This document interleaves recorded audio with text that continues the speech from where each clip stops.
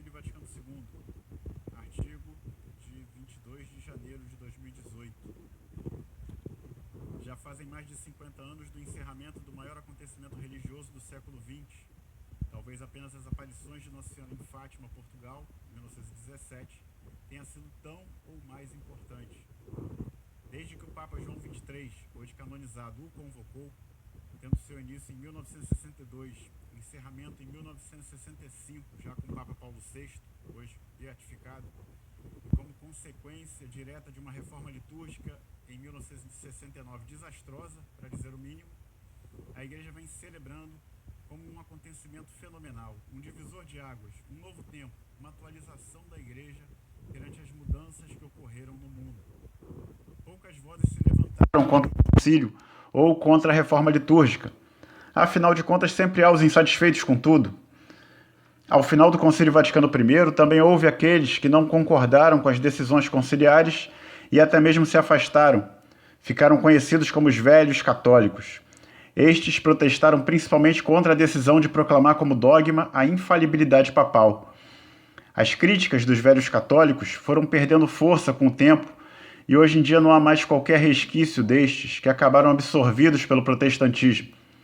No caso do Concílio Vaticano II, a coisa ficou um pouco mais complicada.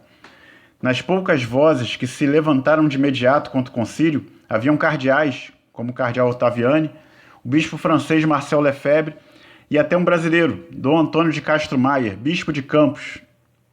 Normalmente sempre há aqueles que não conseguem ser tão abertos a mudanças, mas estes críticos do Concílio Vaticano II, em especial Dom Lefebvre e Dom Castro Maia, além de gritarem que o concílio havia tomado decisões que contrariavam os ensinamentos anteriores da Igreja, negavam-se a celebrar a missa no novo rito romano, oriundo da reforma litúrgica, e mantinham-se celebrando a missa no rito tridentino anterior a essa reforma de 1969.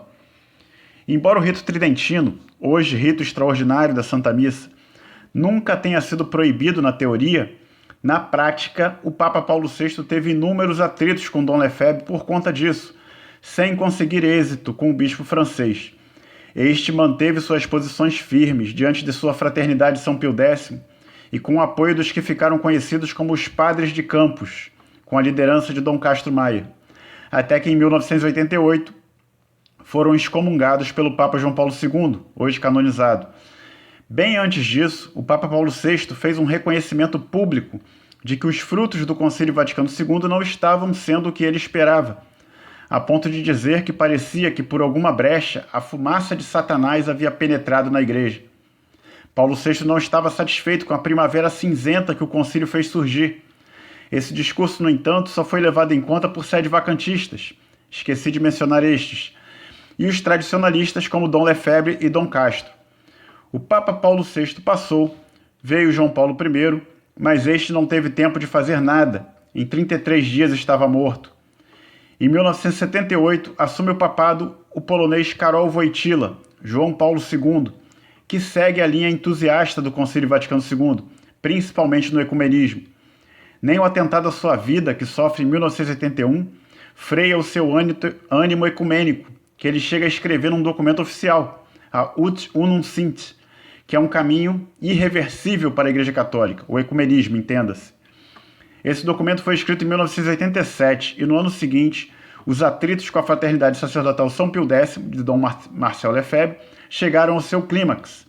Cansado de esperar a autorização de Roma para ordenar novos bispos para a Fraternidade, Dom Lefebvre, com apoio sempre de Dom Castro Maia, ordena 4 novos bispos sem autorização do Papa, que se enfurece com isso, e excomunga os 2 bispos envolvidos e os 4 novos ordenados.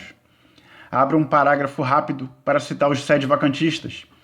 Estes, após o Concílio Vaticano II, não só não o reconheceram como um concílio legítimo, como também passaram a não reconhecer nenhum papa posterior a Pio XII. Declaravam que a sé estava vacante, ou seja, sem papa reinante, daí o nome com que ficaram conhecidos. Chegaram ao absurdo de até mesmo proclamar um novo papa, Pio XIII, mas este mesmo não levou essa insanidade até o fim, mudando de nome e perdendo-se completamente. Os sedevacantistas ainda existem e não são tão poucos assim, mas sem nenhuma força em Roma. A Fraternidade Sacerdotal São Pio X não estava em comunhão com o Papa João Paulo II, não esteve com Bento XVI e continua não estando com o Papa Francisco, mas tem suas influências em Roma, mesmo após a morte de Dom Lefebvre. O superior da Fraternidade de São Pio X agora é Dom Bernard Fellay, um dos bispos que foram ordenados em 1988 e excomungado por João Paulo II. Alguma coisa, porém, acontece com João Paulo II. O Papa, que em 1986 convocou o Encontro de Assis, com a presença de vários líderes de religiões mundiais, unidos em Assis, na Itália, para rezarem juntos pela paz, onde aconteceram coisas absurdas, como uma estátua de Buda ser colocada sobre o sacrário para que os budistas pudessem fazer o seu ritual, como retirarem todas as imagens de Nossa Senhora para não desagradar os visitantes, ou como galinhas serem sacrificadas no altar de Santa Clara por uma religião tribal africana. Esse mesmo Papa parece seguir um novo rumo em seu pontificado. Em preparação ao jubileu do ano 2000, o Papa declara que os 3 anos anteriores ao jubileu serão oferecidos à Trindade Santa.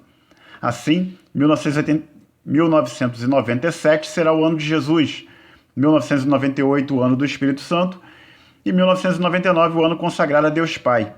E para a surpresa de todos, no ano 2000, a Fraternidade São Pio X faz uma peregrinação ao Vaticano, por ocasião do jubileu, e mesmo excomungados, reconhecem a autoridade do Papa João Paulo II. Teria sido o jubileu do ano 2000 e essa peregrinação da Fraternidade São Pio X que mexeram com o Papa? Teria sido a influência da irmã Lúcia de Fátima e seus apelos insistentes para que fosse ouvida a mensagem de Fátima? Seria influência de um tal Joseph Ratzinger, bispo que o Papa João Paulo II tornou prefeito da Sagrada Congregação para a Doutrina da Fé e que tinha fama de ser bem ortodoxo? Teria sido seus atritos com a chamada Teologia da Libertação, de forte teor marxista aqui na América Latina? O fato é que ainda no ano 2000, o cardeal Joseph Ratzinger lança Dominus Iesus, com a aprovação de João Paulo II, que dá uma freada inesperada no ecumenismo, onde declara, entre outras coisas polêmicas, que as comunidades que não apresentam ordenações sacerdotais válidas e nem uma Eucaristia válida sequer podem ser consideradas igrejas, pois apenas possuem elementos de igreja. É a exclusão de todo o protestantismo. Apenas as igrejas ortodoxas seriam, por essa declaração, consideradas igrejas. Curiosamente, é o mesmo ano em que no Brasil a campanha da Fraternidade apresenta uma novidade. Ela é feita em conjunto com as igrejas que fazem parte do CONIC, ou seja, pela primeira vez uma campanha da Fraternidade ecumênica. A CNBB não deu a mínima a Dominus Iesus, que foi muitíssimo criticada. Em 2003, o Papa João Paulo II surpreende novamente ao lançar a Eclésia de Eucaristia, onde declara que o concílio, já estamos quase entrando no tema do artigo, onde declara que o Concílio Vaticano II trouxe luz, mas também apareceram sombras, e afirma a Santa Missa como a renovação do sacrifício da cruz, lembrando inclusive que a referência dogmática da Santa Missa é o Concílio de Trento e não o Vaticano II. Seguem-se uma série de tentativas de salvar a liturgia do caos que se tornou após a reforma litúrgica, com abusos inacreditáveis ao redor do mundo. Chegou-se a fazer a consagração com biscoito e Coca-Cola, ao invés do pão e vinho. Missas festa, tango, gaúcha, afro e por aí afora abundam pelo mundo. Bento XVI continua a linha do Papa João Paulo II em sua nova fase e dá passos inacreditáveis em direção aos tradicionalistas. Retira as excomunhões de Dom Lefebvre, Dom Castro Maia e os 4 bispos ordenados por eles, declarando que essas excomunhões eram nulas desde o início por não terem a intenção de um cisma. Permite que estudiosos façam críticas ao Concílio Vaticano II, reabilita com a Summorum Pontificum a celebração da Santa Missa no rito tridentino como uma forma extraordinária do mesmo rito romano, incentivando os sacerdotes a conhecerem mais este rito. Esta guinada tem seu trágico final quando o Papa Bento XVI anuncia sua renúncia, surpreendendo a todos.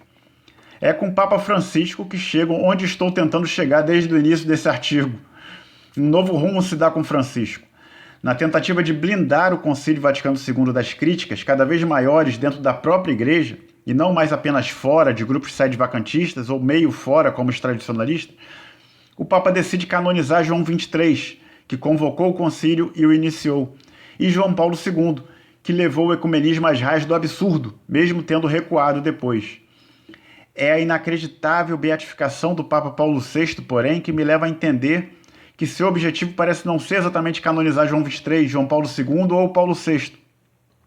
O Concílio Vaticano II é cercado de circunstâncias tão estranhas, como o Acordo Roma-Moscou, a infiltração maçônica na igreja, entre outras coisas, que somente uma atitude extrema poderia pôr fim às discussões sobre ele. Como criticar um concílio convocado por um santo, João XXIII? Como criticar o ecumenismo do Concílio Vaticano II se foi amplamente incentivado por um santo, João Paulo II? Como criticar a reforma litúrgica se foi iniciativa de um beato, Paulo VI? A intenção parece clara para mim: calar os críticos de maneira a torná-los até mesmo ridículos. Assim, João XXIII é santo, Paulo VI é beato, João Paulo I é venerável, também está em processo de beatificação, João Paulo II é santo, e não tenho dúvidas que talvez Bento XVI, o Papa que teve a coragem de renunciar, e Francisco, o Papa humilde, terão também seus processos após morrerem. Vivemos quase os tempos apostólicos. Já o Papa anterior ao concílio, Pio XII, também está em processo de beatificação. O Papa não tem autoridade para canonizar quem ele quiser? Entraria no dogma da infalibilidade as canonizações e beatificações? Essas perguntas ficam difíceis na medida em que nos deparamos com a realidade.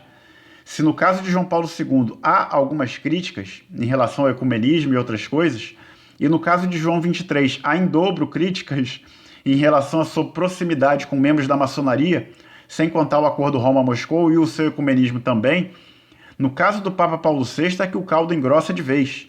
Paulo VI, além de muitas críticas que se poderia fazer, tem razoáveis denúncias de ter sido homossexual e praticante, e inclusive enquanto Papa. Leve-se em conta a coincidência absurda de ter sido beatificado durante um sínodo das famílias que tratava, entre outros assuntos, de homossexualismo. E após esse sínodo, veio o documento Amoris Laetitia, que alguns interpretaram de maneira a até mesmo criar uma nova pastoral, a da diversidade, para acolher os irmãos homossexuais e inseri-los nas comunidades paroquiais. Quando for canonizado, alguém duvida? E se for confirmado que ele foi mesmo homossexual, será que há uma investigação séria da parte do Vaticano quanto a isso? Ele já não será mais um papa que caiu em tentação, mas um precursor de uma nova era na igreja, um homossexual santo. São João Paulo II mudou o seu pontificado. O Papa Francisco pode também mudar. Talvez sejam tudo grandes coincidências. Talvez eu e muitos outros estejamos cegos, ávidos em criticar o Papa, guiados por uma soberba tremenda. Queremos ser mais católicos que a igreja, mais santos que os santos. Queremos saber mais que os papas. Deus nos humilhe para nosso próprio bem, se assim for. Hoje parece-me, no entanto, que algo não vai bem no Vaticano e que somente com muita oração conseguir-se-á reverter esse quadro. Espero de coração que haja quem esteja investigando, da parte do Vaticano, essas acusações e críticas tão sérias feitas a João XXIII e Paulo VI, especialmente. Espero que ocorram debates com a coragem de criticar o Concílio Vaticano II e a reforma litúrgica de Paulo VI, pois são evidentes vários de seus maus frutos. Sejamos justos em dizer que o concílio e a reforma também tiveram seus acertos, obviamente. Nenhum destes papas tiveram a coragem de consagrar a Rússia ao Imaculado Coração de Maria, como foi pedido em Fátima. Nem o mais mariano dos papas do século XX, João Paulo II.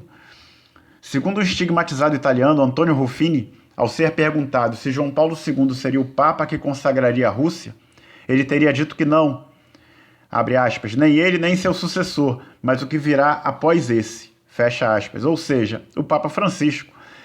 Que mudança extraordinária acontecerá para que o Papa Francisco mude totalmente sua linha de pontificado e até mesmo reveja um assunto considerado encerrado pelo Vaticano, a consagração da Rússia? Não sabemos, mas o que sabemos é que Deus está no controle de sua igreja, nunca deixou de estar, e que ele põe um limite ao mal. A consagração será feita quando estiver acontecendo uma guerra, segundo os místicos do século XX. Oremos pelo Papa Francisco, pela igreja, pela conversão dos pecadores. Se ainda não entendemos muito do que está acontecendo, podemos crer que o triunfo do Imaculado Coração de Maria acontecerá, da maneira e no tempo que Deus estabeleceu. Confiemos, oremos, louvado seja o nome do Senhor Jesus.